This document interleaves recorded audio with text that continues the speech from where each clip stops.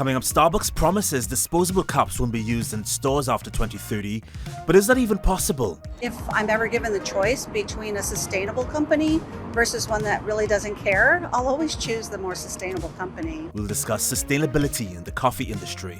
Farmers are telling us that they are very much struggling with low incomes due to perpetual price volatility. There's a word to describe the intense feeling of helplessness about the climate crisis. It's called Solastalgia. We look at solastalgia and how we can mitigate its effects. And how human beings are impacted. And amid an African swine flu outbreak in Italy, police storm an animal sanctuary despite strong resistance from rights activists. This is Just 2 Degrees on TRT World. You should be disgusted with yourself. This is a place of peace. It's what we wanted, it's all we needed. I can see it clearly now. Until this point we were undefeated. What's your coffee preference? Cappuccino, a cafe au lait with pumpkin spice syrup, classic black perhaps. However you take it, your cup of joe is one of more than 2 billion on the planet drunk every day. And some experts predict that number could triple by mid-century. But that brew has an environmental footprint. Depending on the type of coffee, Arabica or Robusta, the impacts can range from deforestation and the use of chemical pesticides, which inevitably make their way into waterways. And these will further threaten local ecosystems as demand and production increase. According to HEVOS, that's an organization working towards life-sustaining societies, a forested area the size of 548 football fields is cleared daily for new coffee croplands. And on that note, the world's most popular coffee retailer is trying to reduce its carbon footprint in line with global climate goals. Starbucks has tens of thousands of stores worldwide and creates an enormous amount of plastic waste. So by 2030, Starbucks wants to stop using disposable cups, which account for much of its greenhouse gases. The problem is this could inconvenience customers who are used to the trouble-free service Starbucks offers. The challenge for the company is to make it convenient to be green. We really want to get to, and we know we need to get to, a single-use cup that is either compostable or recyclable or move to a reusable cup. If I'm ever given the choice between a sustainable company versus one that really doesn't care, I'll always choose the more sustainable company. So that's our goal. Our holy grail is someday to have all reusable cups, whether that's a cup that the customer brings, their own personal cup, whether it's when they're sitting in the cafe, it's a ceramic mug that we serve the product in, or it's what we call our new borrow a cup. We are seeing an actual change that can be made, and we're seeing that team put in a lot of effort to actually make the change work long term. A lot of the things that have been coming up during this test is, okay, well, we only have so many people that come in with personal cups every day, but the goal isn't to think about how many are coming in today. The goal is to think about how many are going to come in 5 years after this process has become easier and more accessible for every person. We know that if we can crack the code and figure out how to implement a reusable cup system everywhere and not have any more single-use disposable cups, everybody will follow and we can change the system. Maybe 10 years ago, it might have been a PR issue, but in this day and age, we know enough about climate change to know that sustainable policy is just the future. It's not even something in the abstract anymore. It's just something we have to do and figure out how to do it. It's kind of like turning an aircraft carrier around. Like you would think it's as companies this big are just not as nimble as you would like them to be, as nimble as they would like to be. It's just these supply chains, they probably have hundreds of suppliers directly and indirectly who are helping to manufacture a cup, and to change that whole value proposition all the way up the chain from, the people who are sourcing the fiber, in a Oregon forest, all the way down to, cracking ethylene to turn into plastic liners. Like all of that balance requires a lot of input and a lot of organizational change and mind shift. We know that companies making these commitments like Starbucks, that's a really important signal to send to the market, right? That they are doing those things, that they are going to be reducing their impact. But we also have seen over the past few years that these company commitments on their own are not enough to change the system. And so that's why we are really pushing for government engagement. Ahead of International Coffee Day on the 1st of October, the company Fair Trade, which is an independent non-profit organization that licenses use of its name on products like bananas and coffee, beauty products and wine in the UK, launched a campaign it says is designed to educate people about the importance of fair prices for coffee. The Fair Trade Foundation CEO, Mike Gidney, said, quote, "The concept of buying coffee might become a thing of the past." Why did he say that? Well, what's happening is that farmers are telling us that they are very much struggling with low incomes due to perpetual price volatility. And if you combine that with the climate crisis, that's putting a huge threat and a huge strain on banana farming. So we're seeing a lot of challenges happening. Most recently in Nicaragua, Honduras, we had extensive flooding, and coffee farmers really are living that daily threat. So this is very much putting in threat the future supply of coffee coming to the shelf in your local coffee shops. On that note, your organization is launching a campaign designed to educate people about the importance of fair prices for coffee while safeguarding the livelihoods of small farmers. That sounds really difficult. Well, yes, it's not straightforward. It's a big job to, be part of this solution for the future of farmers and the future of coffee supply. Fair trade, core to what we have within the certification, is the fair trade minimum price. And this ensures that coffee farmers are able to cover their costs of production, even when the coffee market prices are quite low. So that's a big assurance and safety net for fair trade certified coffee farmers. And in addition to that, we have the Fair Trade Premium, which is this additional pot of money that goes back to coffee farmers for them to spend in their communities, in their cooperative business, on whether it's social, environmental, or financial projects. So we have these core standards that are very much there to protect the livelihoods and the incomes of coffee farmers. How does a manufacturer or small farmer convince Fair Trade that it's got a sustainable, climate-friendly business model?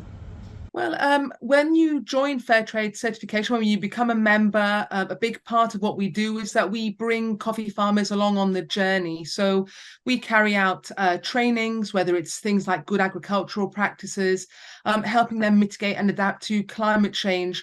So we're very much moving along with the times and with the key needs of coffee farmers. And there are some really fabulous Fair Trade certified coffees out there that help, that you can access at all types of price ranges, whether it's in your local coffee shop again or in the supermarket. And in the UK in particular, we have some really committed partners like Greggs, like Leon, supermarkets like Sainsbury's, Co-op and Waitrose. So from our end, we very much encourage consumers to choose Fair Trade certified coffee to make that difference. Right. Last question, yes or no answer. Your organization makes an income when it receives a license fee from companies using that fair trade mark on their products, like coffee, of course. Are you selling your mark to coffee manufacturers that don't meet environmental standards?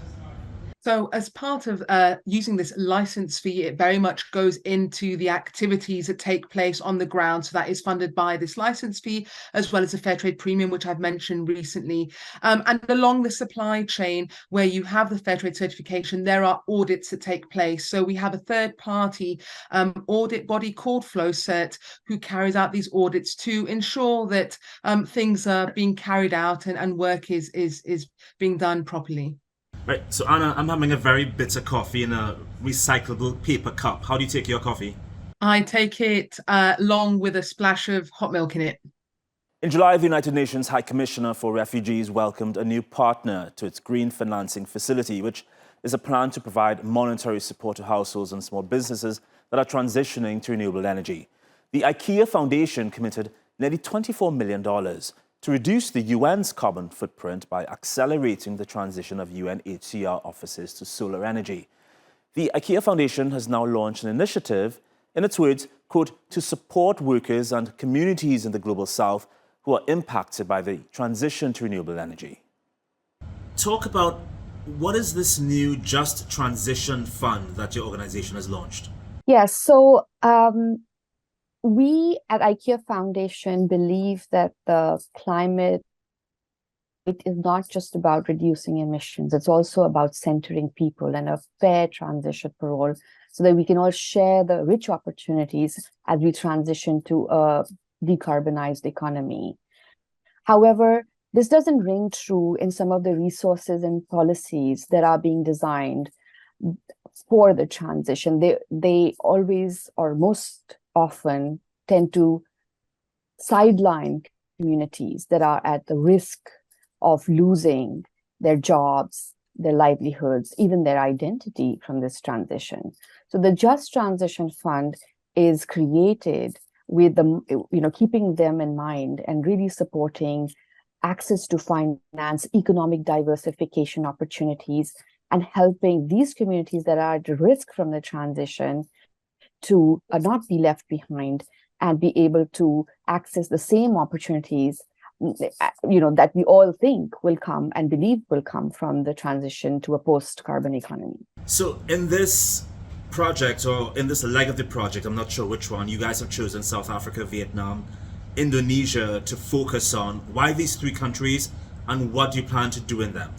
So that's a good question. These countries have been leaders in the transition to net zero. They have taken leadership in engaging with donor countries, which are known as the IPG countries, to negotiate deals, which are known as the Just Energy Transition Partnerships, that is bringing much needed and overdue financing for these countries to transition their economies, and especially high emitting sectors in their countries.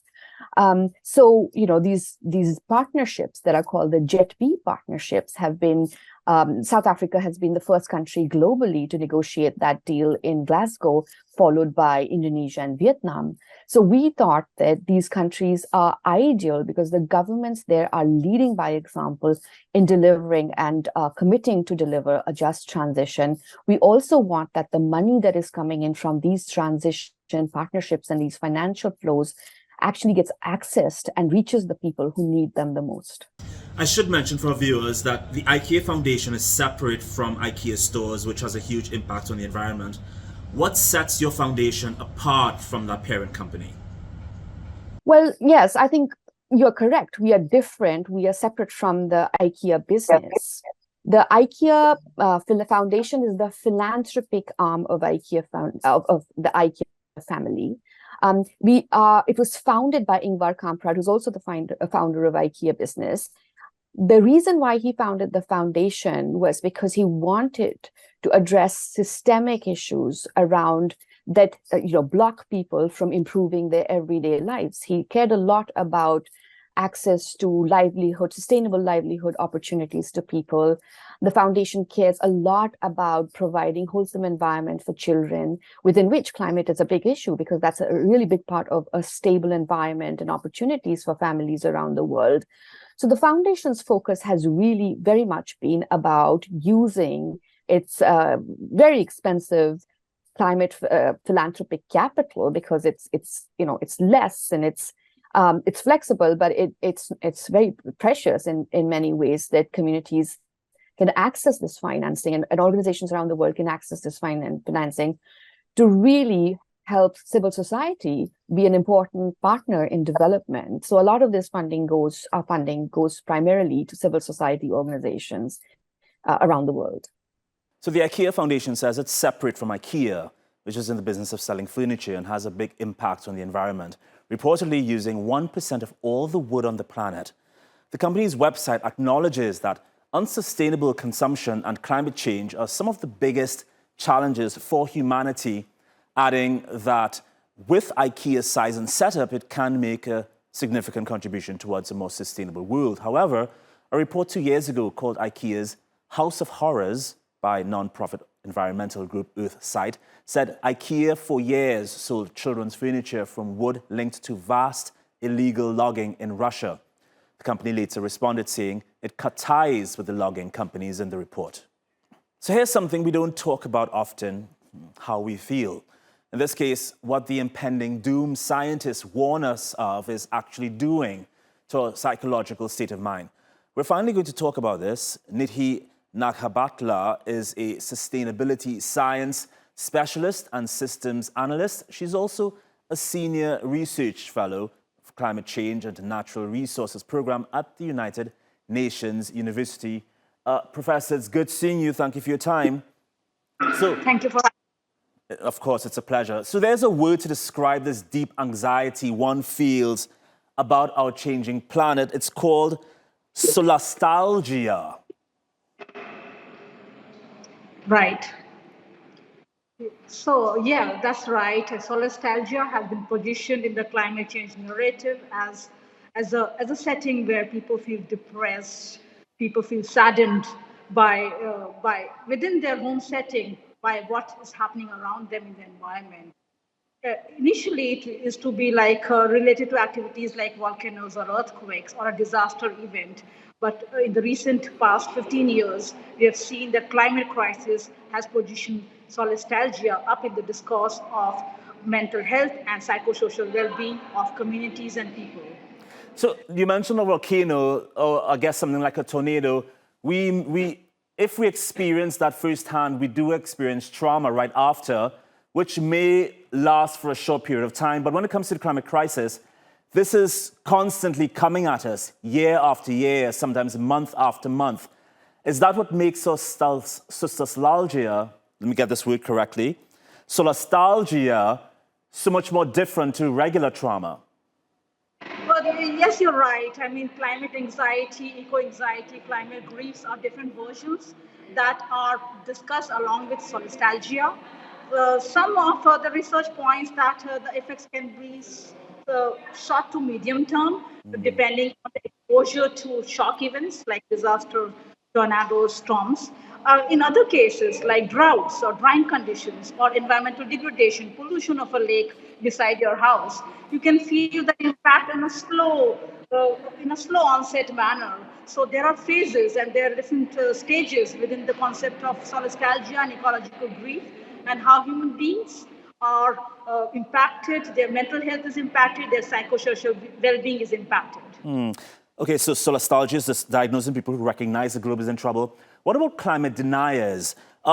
Is that denial a reflection of a different type of solastalgia, or is that something completely different? Well, we can say that there is ignorance, there is lack of information, there's a lack of will to connect to the knowledge out there that clearly points out that the urgency, the emergency is right at our door. We can't afford to wait. Look at the earthquake.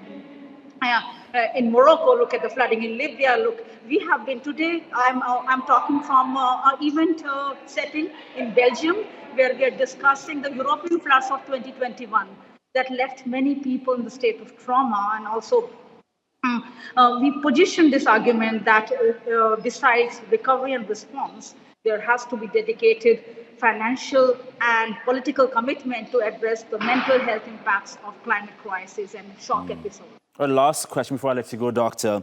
Doctor, we've seen people across the world, some of them willing to get arrested in protest action to raise awareness about the climate crisis. Is this one way that solastalgia manifests itself in people, this willingness to put themselves in danger? Yeah, from a clinical viewpoint, there are studies ongoing to work on the diagnostics. In fact, we should all have a diagnostic toolkit. Maybe use artificial intelligence to have apps where we can map our state of mind and do a self-diagnosis on an easy level for the beginners level. But in terms of the deep level, there is the solutions are they are soft solutions to rebond with nature, to attend some community programs that talk about climate change. As an individual, we can easily do that. To embrace knowledge as a medium to define our own lives and the pathway for community well-being and resilience. So these are some easy things we can do, but from a government perspective, policy perspective, they need to ensure that support services, climate action, climate policy has embedded financial commitment, technical and expertise to handle this crisis, to be able to provide guidance and support for mental health and well-being of communities and individuals who are directly or indirectly exposed to the trauma and the after effect of climate shock. Fascinating. Professor Nagabhatla, thank you so much for your time. Thank you so much. So, in the last episode, we discussed an African swine flu outbreak in Italy's Pavia region and spoke with Valentina Verri, one of several activists who stood guard outside an animal sanctuary to prevent local authorities from entering. During that interview, Valentina said police promised not to harm the pigs there. But shortly after our conversation, things took a turn for the worst. I saw the pictures. They're really startling to look at. Walk us through what happened when the police showed up. There were 9 police vans. You know, I'm not sure what the name is in English. Riot police. Exactly. 10 vans of riot police, around 12 police cars and other law enforcement officers. We had fire brigade. We had the local health authorities arrive, and they turned up at the gates of the sanctuary just as the day started to, just as light started to arrive, you know, at 7 o'clock this morning. And they told us that they had to enter. They told us they had to enter. We asked them to be able to speak. We've been asking to have an alternative to their decision for weeks now. They did not want to listen. So what they did is they, with violence, they forced themselves inside the sanctuary. Obviously, we put on passive and peaceful resistance. But unfortunately, you know, there were so many of them that there was nothing we could do. One by one, we got dragged away from the gates. The fire brigade cut the gates. They destroyed half of the sanctuary gates inside as well. We had different barricades in order to have different levels of resistance. Before the pigs, we tried to hide the pig in a small hut. There were 9 pigs still alive this morning, and they were waiting for their breakfast. You know, they didn't know what was happening. Unfortunately, we were outnumbered, and obviously we weren't going to act violent. So violence had the best of it today. They eventually dragged us out one by one, arrested a lot of people. A few people were taken away in an ambulance. They were violent to the very end. Absolutely disgraceful what they did. Absolutely surreal. We're so in shock. I can't even explain it to you. Valentina, I'm really sorry to hear this. What's the next step for you guys? What are you guys going to do next? Is there anything you can do? This is, I think, the first time in history that they've entered an animal sanctuary. I mean, this needs to resonate. We want the whole world to know about this. This, because now there's a precedent. This could happen again. And the problem is, because of this swine fever being so contagious, it could just take another part of Italy to have outbreaks. And this is going to happen again in another animal sanctuary. And these animals are outside of that food chain. They're outside of that food system. They've already been saved from there. They should be safe. We were telling police officers today, you should be disgusted with yourself. This is a place of peace. Family and children come to see these animals, and you're here wasting taxpayers' money to kill them. There was no reason for it. There could have been another solution. I'm so sorry. I'm just so upset. We need a moment to commemorate what happened today, and we're obviously going to try and think of next steps, because we can't let this happen again. There was a lot of climate talk at the United Nations General Assembly in New York. Here are some of the comments about sustainable development goals, but it's probably nothing you haven't heard before. The people of Derna lived and died in the epicenter of that indifference, as the skies unleashed 100 times the monthly rainfall in 24 hours, as dams broke after years of war and neglect, as everything they knew was wiped off the map. Even now, as we speak, bodies are washing ashore from the same Mediterranean Sea where billionaires sunbathe on their super yachts. We see it everywhere. Record-breaking heat waves in the United States and China. Wildfires ravaging North America and Southern Europe. A 5th year of drought in the Horn of Africa. Tragic, tragic flooding in Libya. My heart goes out to the people of Libya. That's killed thousands of people. Together, these snapshots tell an urgent story of what awaits us if we fail to reduce our dependence on fossil fuels and begin to climate-proof the world. Hoy más que nunca es urgente movilizar los 100,000 millones de dólares anuales para la acción climática en los países en desarrollo a que se comprometieron, así como establecer el fondo de pérdidas y daños acordado en la última conferencia de las partes en la COP. And that's our show. Before we go, here are visuals of vineyards in Burgundy. That's an east central region of France. For 300 years, this area produced some of the finest Pinot Noir grapes. But as global temperatures rise, grape output falls. Temperatures in Burgundy have increased by an average of 1 degree Celsius since 1987. The winters there are getting warmer. It's not cold enough to get a high yield.